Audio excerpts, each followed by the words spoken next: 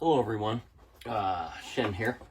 Anyway, I'm going to do a really quick little reading, kind of show people how I do my little quick readings that I do. If I'm reading for somebody at like a fair or a festival, right? And so usually I do these little 10-minute kind of quickie little readings.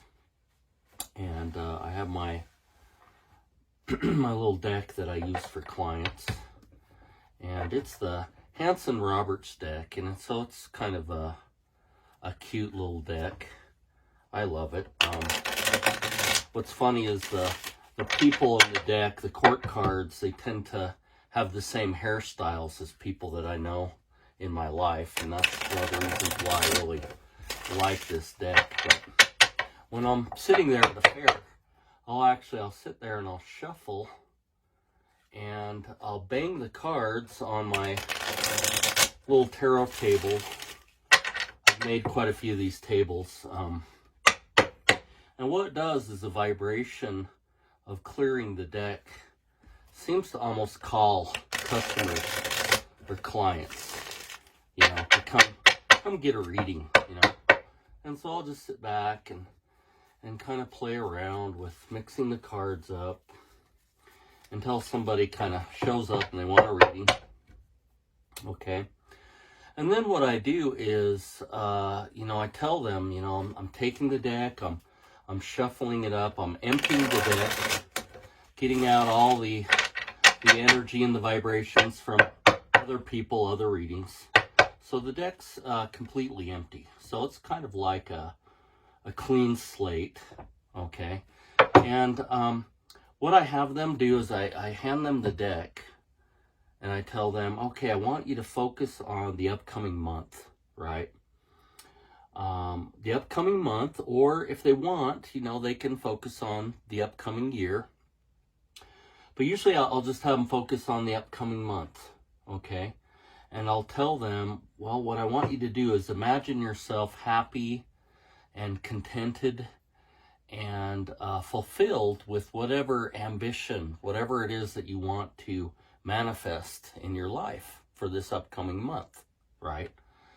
And by doing that, it kind of keeps them from dwelling on the past and dwelling, on their sacred wounds or their, spiritual and mental and emotional traumas that they've gone through, right? So I just have them look forward to the coming month, and then that way it kind of keeps the reading a little more a little bit more hopeful, right?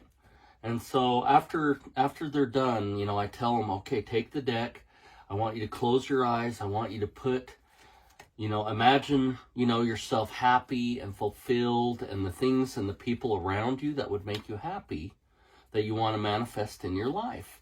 And I'll have them focus on that as they're mixing the deck. And so I'll say, put that intention, that affirmation of what it is that you would like to manifest in your life, what you would like the universe to maybe gift you, right?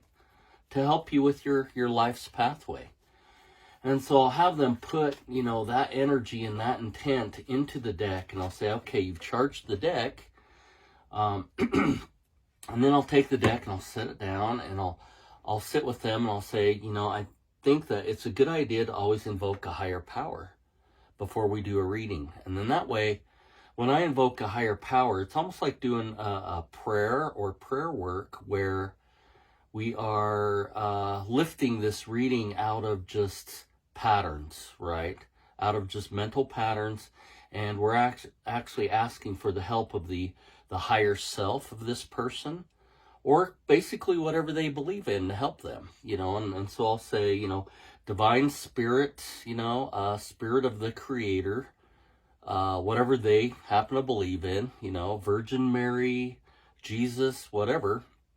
And I'll ask for help with this spirit of the tarot to reveal to them what they need to know as far as giving them help with their decisions, right? If they're at a crossroads, giving them good advice. And I tell the person, well, this comes from your higher self. You know, the Hru, the angel, the spirit of the tarot, basically comes from your higher self. So it's what your higher self that is out of the timeline of your normal life wants to reveal to you and wants to help you out, right, with. And so, you know, that's a little bit of prep work, right? And it just takes, you know, maybe a minute or two, but it really changes the reading and makes it a lot more powerful and insightful. And it kind of blesses the reading, right?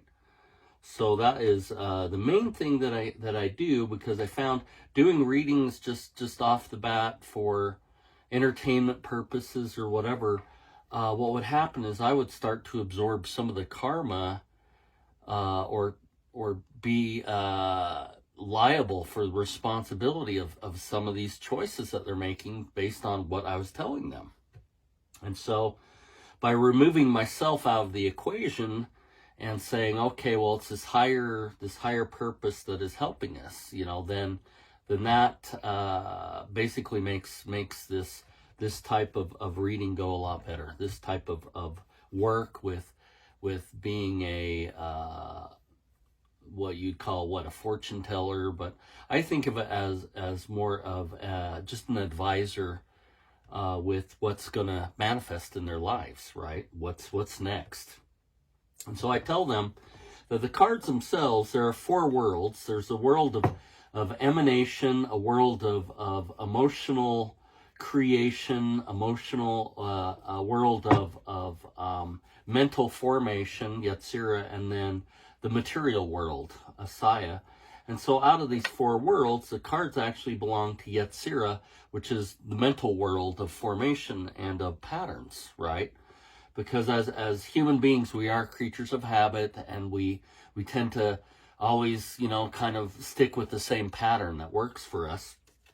And that might be, you know, during the work week, every day we go to like maybe the same convenience store, the same coffee shop, and order our coffee, and then we go to our same, you know, work day, you know, and our same job, and then we come home, and then maybe a couple times a week we vary that, right? Maybe we get lunch at a different place, you know, but really we actually are, if you take a whole month and you just write down everywhere you go, we're definitely creatures of habit and patterns.